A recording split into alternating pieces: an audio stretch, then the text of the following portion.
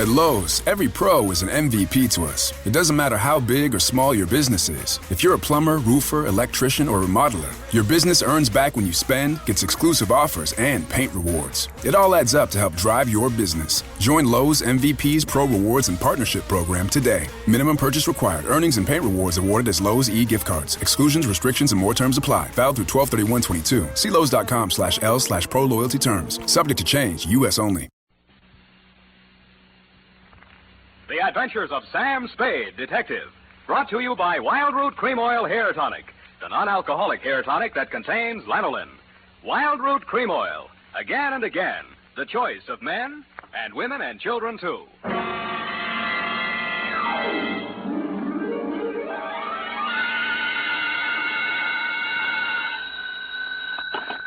Spade, Detective Agency. Very important, sweetheart. Write this down. Yes, Sam. I have pencil and paper ready. Ingredients, colon.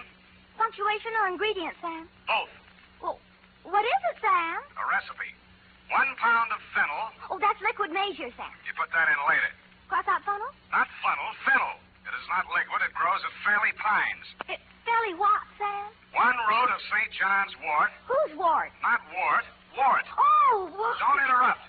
Some newt size, a couple pounds ought to be enough. 1 ounce of bat's wool. 1 adder fork, that is not a utensil. 1 fillet of fenny snake. Some lizard's legs. 1 hemlock root digged in the dark.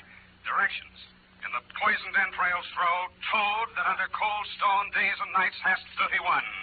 And if anyone drops in for trick or treat, Effie, leave him have it. Oh, Sam, now I get it. Halloween. It's a witch's brew. You were only fooling. That's what you think, sweetheart. Get out your cauldron, your poison pen, and your book of malefactions. I'll be right down to dictate my report on the Fairley-Bright caper, or I should have stood in bed and ducked for apples.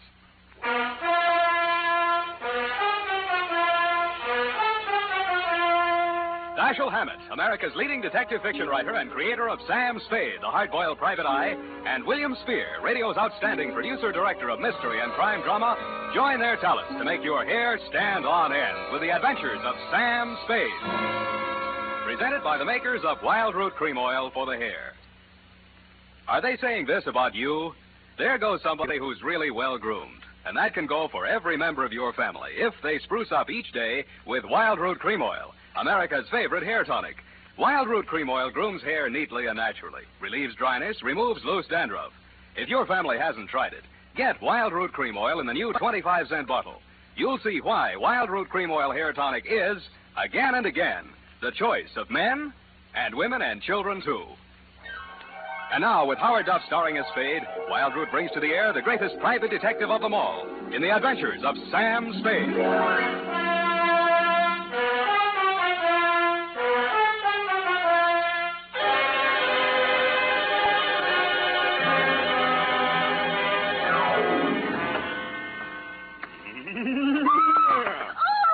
Is that the wind dying? Oh, no, it's only 2 devils that blow through a murderer's bones to and fro in the ghost's moonshine. Oh, Sam, take off that ridiculous mask.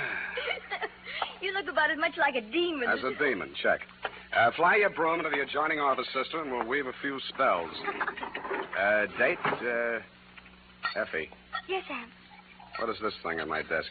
Looks like a pumpkin. It is a pumpkin. I made it this afternoon. Here, I'll light it.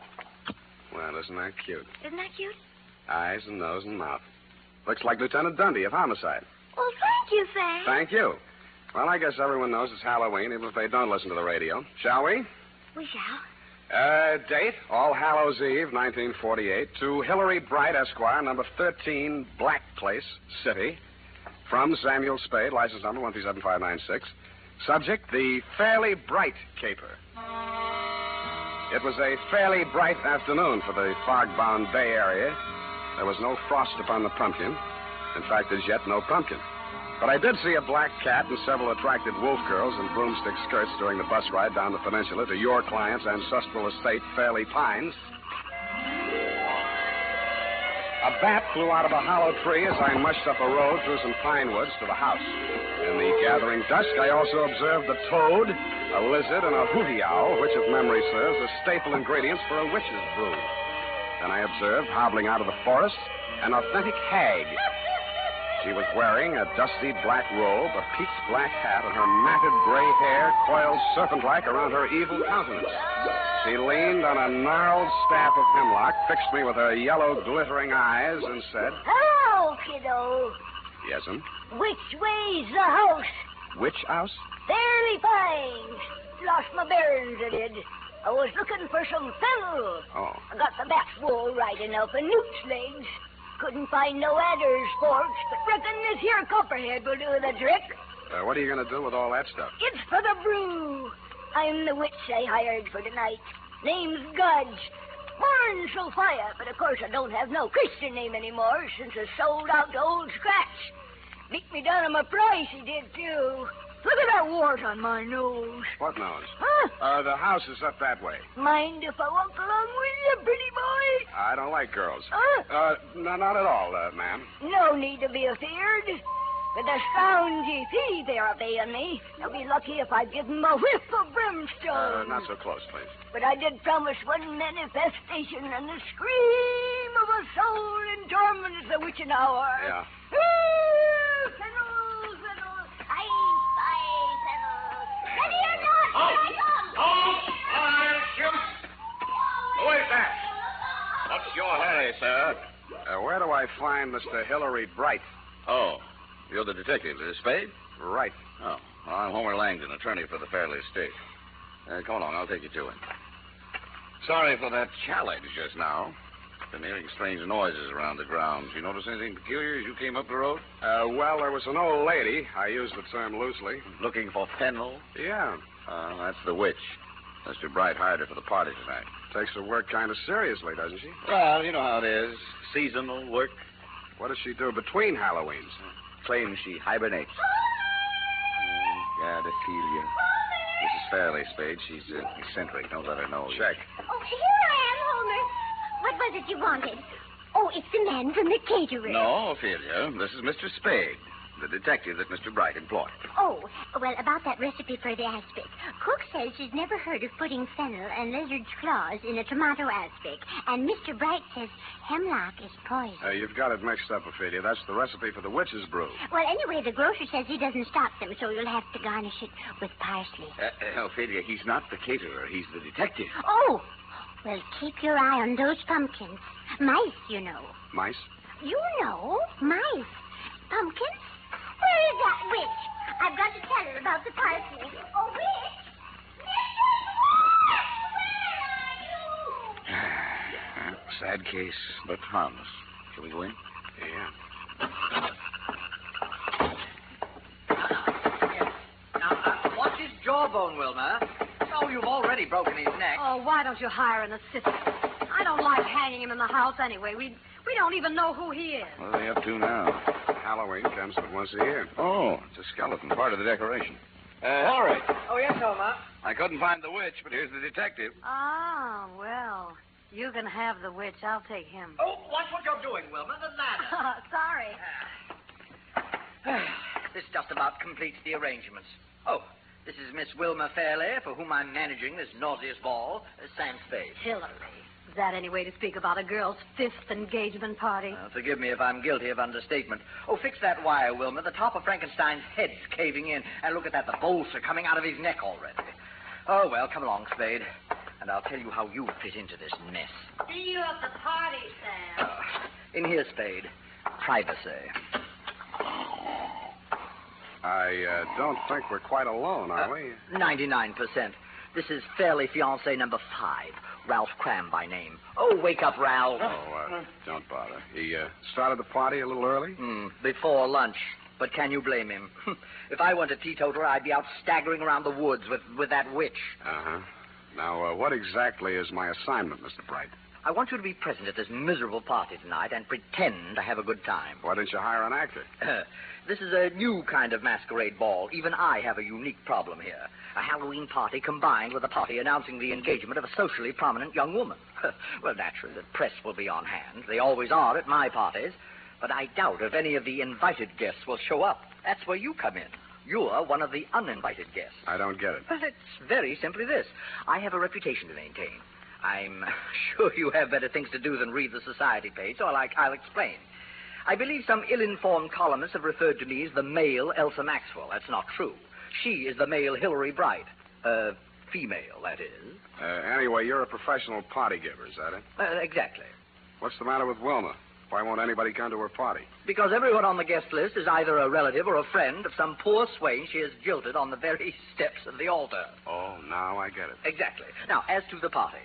Masquerade. Natch. What else can you have on Halloween? Figures. Yes. If anyone came, they'd probably be dressed as witches or pumpkins, which is dull enough in itself. Quite so. But the Fairleys and their immediate circle will undoubtedly trot out their moth-eaten Beaux-Arts costumes. Old Langdon as Louis XIV. Wilma and her mother trying to look like Greek goddesses and some old drapes from a Fanchon and Marco idea. What about the boyfriend here? Well, you can see how hideous it's all going to be. And Life magazine has promised to cover it. Well, I simply had to do something. What about the boy? I think it's the party idea of the year. 20 uninvited guests who will come as themselves. Who's my date, the witch? Oh, isn't she priceless? You know, I thought of burning her at the stake as the grand climax of the evening. I've got matches. No, I decided against it. It's too messy. Well, it sounds like loads of fun, Mr. Bright, but I'm afraid you called the wrong detective. Now, Go wait out. a minute, please. Hear me out. Now, there's method in my madness. I believe I mentioned 20 uninvited guests. Who are coming as themselves, yes. Exactly. Well, I've gone to a great deal of trouble and expense getting together a really colorful group. All authentic types. A gangster, a shrimp fisherman, a swami, 3 bubble dancers, a gypsy, a paroled axe murderer, a sandhog. Oh, that reminds me, I must see whether the blubber arrived for that Eskimo they're flying down from Nome. Yeah, well... what I'm getting at, Spade, is that with a collection of people like that, well, anything might happen. well, why didn't you invite the local police force? Oh, they're coming in costume, of course. Good, then you won't need me. Besides, I get $800 a day in expenses. Mr. Spade, at the last party our local chief of police attended, the guests were held up and robbed of $50,000 worth of jewels, including the chief's gold bag. So, you see, we do need you. Hey, what's that? Oh, go back to sleep, Ralph. It's only the guests arriving. I get $1,000 a day.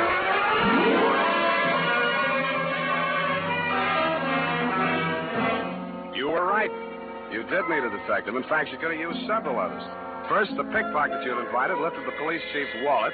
The axe murderer chased the witch up a tree. And the gangster and the cowboy tried to shoot it out over one of the bubble dances. After I'd foiled a safecracker in the act of blowing the vault in the library, things quieted down, and everybody formed a circle around a bonfire. All right, quiet, please. Quiet, everyone. Quiet. Mrs. Fairley has a very important announcement to make. Ophelia? She was here just a few moments ago. Well, have you seen her around Langdon? A few minutes ago, she said she had a headache and went upstairs to get some aspirin. Sam, I'm worried about Mother. Would you mind going upstairs to see what she's up to? She's been behaving so strangely tonight. She's been behaving strangely. Sure, Wilma, I'll be right back. Come along, let's get on with it. A witch. You stand over here. Here? No, bring your broom. That's it. And don't look so pleasant. You're supposed to be evil. Beware. Those not wearing toad bane is subject to warts. There's evil in this place tonight. Blood on the stone, blood in the cauldron.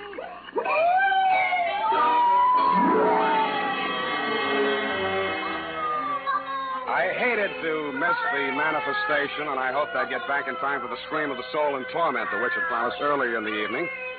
I cased the rooms on the second floor. Wilma's fiancé, Ralph Cram, was in one of them, asleep. Ophelia wasn't in any of them. But in one of the bedrooms, I found something that puzzled me. A rope made out of bed sheets dangled out of the window, but the window was closed. I walked over and opened it. The witch was still at it. I couldn't see the merry little group around the bonfire, but where the firelight glowed against the tree trunks at the edge of the woods, I saw a white-robed figure crouching in the shadows. Then I heard it.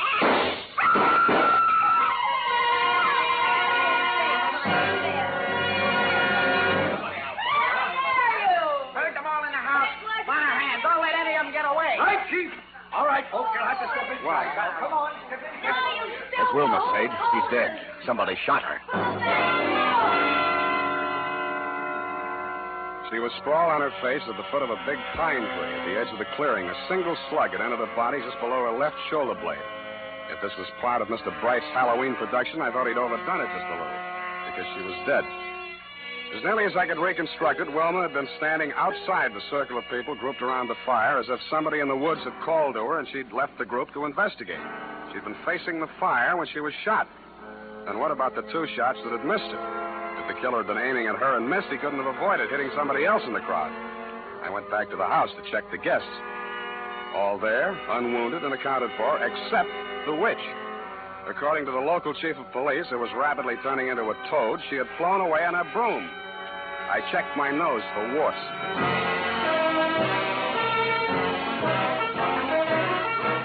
The makers of Wild Root Cream Oil are presenting the weekly Sunday adventure of Dashiell Hammett's famous private detective, Sam Spade.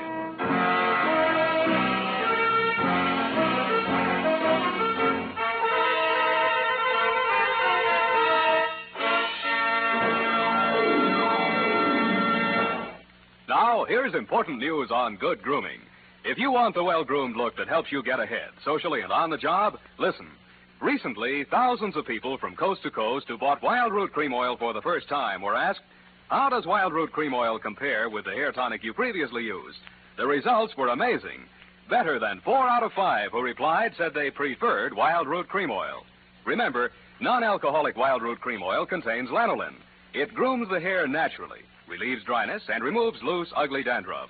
So if you want your hair to be more attractive than ever before, get the generous new 25-cent size of Wild Root Cream Oil, America's leading hair tonic, on sale at all drug and toilet goods counters. It's also available in larger economy bottles and the handy new tube. Get Wild Root Cream Oil, again and again, the choice of men and women and children, too.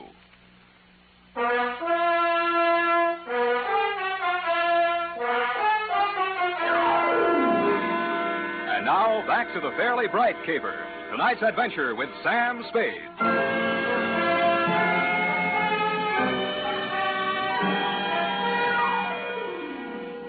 By dawn the next morning, Aloysius Becker, boy police chief, still hadn't sweated anything out of his 20-odd suspects but yawns. The family lawyer, Langdon, had an old gun permit, no gun. Then he canvassed the town for Wilma's 18 jilted suitors. They were all alibied by their wives and children, which knocked that angle out. She carried no insurance, nobody stood to gain anything financially by her death, and nobody but you, Mr. Bright, actively disliked her. About then, Chief Becker put Ophelia back on the griddle. Now, look here, Mrs. Fairley. You still aren't coming clean with us. Clean? Oh, the ashtrays. I'll call the maid. Come back here. Yes, Chief Becker. Now, sit down, Mrs. Fairley. Now, let's go over the part of your story where we found the bed sheets hanging out your window. Yes. Why did you tie the bed sheets together and hang them out the window? For a rope. So, you admit that you used that rope to sneak out. I did no such thing. I always go out that way at night. And you admit that... Oh, I give up. Mrs. Fairley. Oh, it's you, Mr. Spade. I want to thank you for guarding the pumpkin so well. I didn't see a mouse all evening. Thank you, Mrs. Fairley. I only did what... Oh, why is Chief Becker so angry? I think what's worrying him, Mrs. Fairley, is why you closed the window behind you when you went out on your rope. So no one would know. Wilma worries about me. You won't tell her? It's as plain as the nose on your face what she's doing. Working up to an insanity plea. Ingenious theory, Chief, but look, can I talk to you a minute outside? Yeah, could use a little air. Keep 'em all here, Monahan. Look, Chief, why don't you lay off that poor old dame? She's too vague, disorganized. It took a marksman. The way the wound was, no point of exit, just punctured the wall of the heart and stopped. A low-velocity impact. Sure. A what? It had been fired from about the maximum range of a .38 pistol. You'd have to figure on the drop in trajectory as the bullet slowed down. It was either a trick shot or one that just connected accidentally. By the way, we only have your word for it that you were upstairs in the house when those shots were fired. You carry a .38, don't you, Spade? What kind of gun do you carry, Chief? Yes. Well, we'd better wait till ballistics sends back the report on the slug. Gosh, if we could only figure out where she hid the gun. Don't look now, Chief, but that witch is back again. What? Pretty boy, where's you been? I've been looking all over for you mortals. You're going to have a good deal of explaining to do, lady. Why did you fly away like that last night? I had to see to my cauldron. A good thing I did, too. Look what I found in it. No wonder my manifestation didn't work. Base metal in my brew. 38 caliber, too. 3 bullets fired. Gee, that settles it. You're under arrest. Who, me? Yes. No, her. Oh, no, you don't. I'll put a spell on you, I will. I'll turn you into a toad. Look, Chief, where's that gun permit you took out of Langdon's room? Oh, I forgot about that. Here, it's in my pocket. Let's see that serial number. Well? They matched. It's Langdon's gun. Boy, oh boy, then it's settled.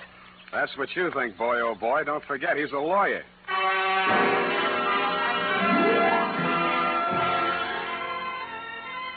I headed for the woods.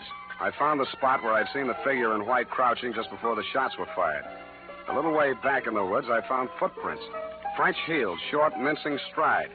Following along behind them was another set, flat soles, long, manly stride. The mannish footprints followed the feminine footprints almost to the clearing and then stopped. The feminine footprints went on straight to the spot where Wilma had fallen. I knew that no woman had been over this trail since the murder except the witch, who probably had cloven hoofs. Her cauldron had vanished, but the fire was still smoldering. I kicked through the ashes. I didn't know what I was looking for, but I found it. I raked it out with a stick and prodded it. The blackened outer layers crumbled away. It had been a raging bonfire, but there are few things harder to burn than a telephone book. The middle pages were yellowed from the heat and seared around the edges, but they were still intact. There was a hole punched in the middle of each page. Feminine footprints right up to the X that marked the spot in a phone book through which a bullet had been fired. I had a hunch the ballistics report would prove that Langdon's gun did not fire the fatal bullet. I was right, but for the wrong reason.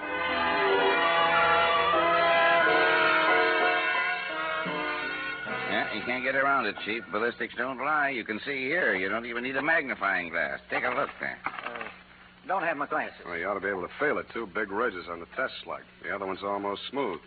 Rust pits wouldn't make a ridge like that, would they? No, we figure they must have used a faulty cutter at the factory when they rifled the barrel. Well, that settles it. That and those women's footprints and that phone book all point to Mrs. Fairley. What's about a phone book? Whoever shot her fired the slug through a phone book to make it look like a long-range job. It was a low-velocity hit, all right, but it was tearing through that phone book that slowed it down. That proves the killer didn't have to be a marksman. Stood right next to her.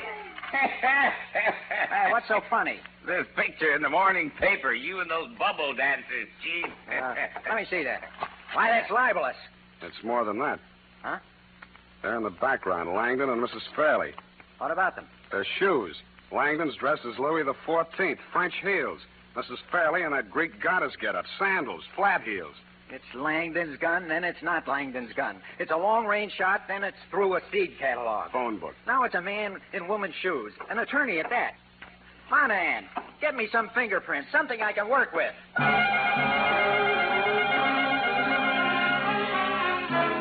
I didn't blame the chief. My somersaulting clues were getting me dizzy, too. So far, Langdon, like the good lawyer he was, had kept his mouth shut, which meant nothing one way or the other. That was smart. But he disposed of his gun by throwing it in the witch's cauldron, which was stupid. A, because it was sure to be found, and B, because there was no reason for hiding it anyway. But two stupid sometimes make us smart. If he wanted it to be found, he must have had a story ready in case he had to talk. If I were in that spot, my story would have been that I fired those shots into the woods after the fleeing killer. But I didn't know how I would explain the fact that only 3 shots were heard, one of which killed Wilma. Then I thought of those 2 ridges on that test slug. 2 ridges, 2 shots into the woods. This time, I did know what I was looking for. They were buried deep in the soft trunk of a pine tree near the ground. I dropped to my knees and dug. I got the first one out and was looking at it. It was a misshapen hunk of worthless lead. Something embedded in the side of it glittered in the sun like a diamond. In fact, it was a diamond. Then it stopped glittering. Something behind me had come between it and the sun. I flopped on my side and rolled over. I grabbed his legs and tripped him. Then I saw his face. It was Langdon.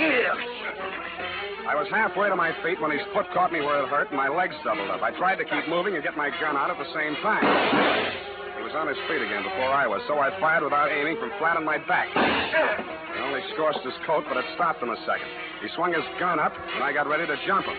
But I didn't have to. A pointed black hat rose up out of the brush behind him. Something flashed in the sun, and he collapsed. Put a spell on him, I did. With this here magic wand. Blown instrument to you, Sonny. Thank you, Mrs. Witch. Guard is the handle, son, which is my profession.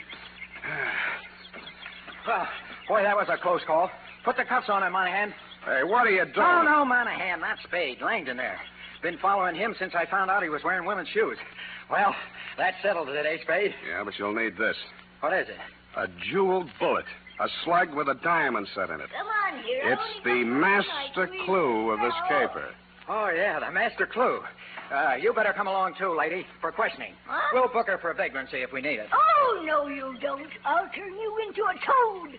You don't believe me, do you? Hoppy toad, warty and green.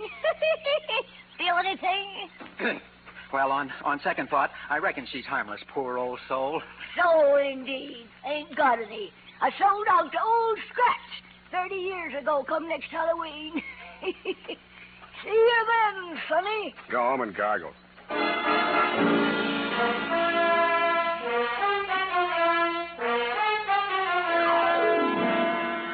Period. End of report. But, Sam, what was the significance of the jewel bullet? Oh. Well, after he shot Wilma, Langdon fired 2 shots into the woods, remember? Yes. Those 2 bullets had diamond insets so placed that they would gouge the inside of the gun barrel. All bullets fired from the gun thereafter would have markings different from the one fired into Wilma's body. Oh. Well, he was wrong, of course, but it was noble of him to want to cover up for poor Mrs. Fairley. What for, Effie? Well, she killed her daughter, of course, because she was just out of patience with her, getting engaged and unengaged all the time till they hadn't a friend in the world. That's so. That was the motive, wasn't it, Sam? That's Fairley-Bright, sweetheart, except that Mrs. Fairley did not kill her daughter. Langdon did. You mean she was his daughter, too, by a previous marriage? Go take that up, sweetheart, before I turn you into a toad.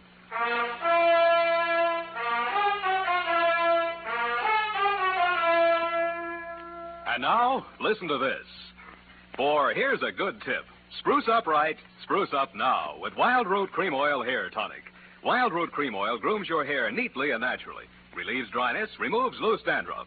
Get the 25-cent Get Acquainted bottle or the large economy size. And ask your barber for a professional application of Wild Root Cream Oil Hair Tonic. Again and again, the choice of men and women and children, too. Well, here it is, Sam. Of course, you know best, but Mrs. Fairley was the only one with a motive.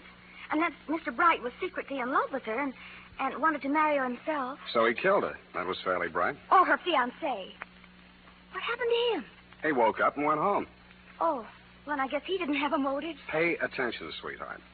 Langdon, as trustee of the Fairley estate, had embezzled large sums of money, which he would have to account for under the community property law if she got married. She got married? He had already broken up many of her romances, but when the old lady went soft in the head, he decided to end the danger once and for all.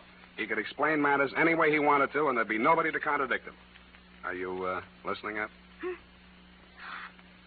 Sam, what does she do between Halloween? The witch? Mm-hmm.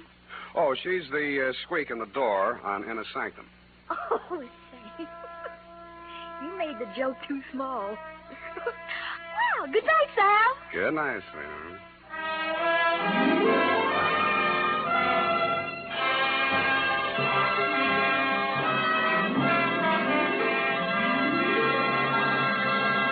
The Adventures of Sam Spade, Dashiell Hammett's famous private detective, are produced and directed by William Spier. Sam Spade is played by Howard Duff. Lurene Tuttle is Effie. The Adventures of Sam Spade are written for radio by Bob Tallman and Gil Dowd. Musical direction by Lud Gluskin with score composed by Renee Garrigang. Join us again next Sunday when author Dashiell Hammett and producer William Spier join forces for another adventure with Sam Spade. Brought to you by Wild Root Cream Oil. Again and again, the choice of men and women and children, too. This is Dick Joy reminding you to... Get Wild Root Cream Oil, Charlie. It keeps your hair in trim. You see, it's non-alcoholic, Charlie. It's made with Susan Lanolin. You better get Wild Root Cream Oil, Charlie.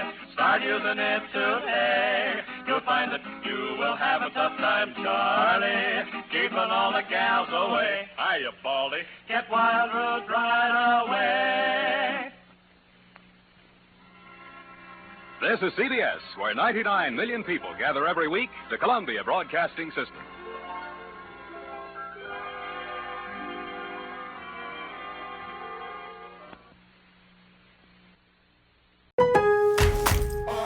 At Lowe's, every pro is an MVP to us. It doesn't matter how big or small your business is. If you're a plumber, roofer, electrician, or remodeler, your business earns back when you spend, gets exclusive offers, and paint rewards. It all adds up to help drive your business. Join Lowe's MVP's Pro Rewards and Partnership Program today. Minimum purchase required. Earnings and paint rewards awarded as Lowe's e-gift cards. Exclusions, restrictions, and more terms apply. Valid through 12/31/22. See Lowe's.com/L/Pro Loyalty Terms. Subject to change. U.S. only.